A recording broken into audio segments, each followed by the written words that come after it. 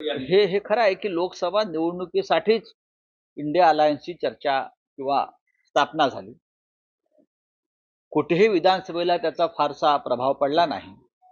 प्रत्येक जण आपापलंच घोडं दामटवत राहिलं हे सत्य आहे.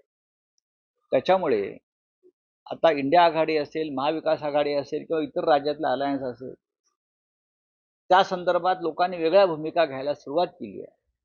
आणि त्याला जबाबदार कोण, याची जबाबदारी कोणी घ्यायची? आम्ही असं म्हणतो की काँग्रेस पक्ष हा देशातला मोठा पक्ष आहे, त्यांचे 100वर खासदार आहेत. काँग्रेस पक्षाने पुढाकार घेतला पाहिजे सगळ्यांना एकत्र ठेवण्यासाठी. आम्ही सगळे रिजनल पार्टीज आहोत, प्रादेशिक पक्ष आहोत. आमच्या आघाडीमध्ये राष्ट्रीय पक्ष हा काँग्रेस पक्ष आहे. लोकसभेत आणि राज्यसभेत काँग्रेस पक्षाचे विरोधी पक्षनेते आहेत.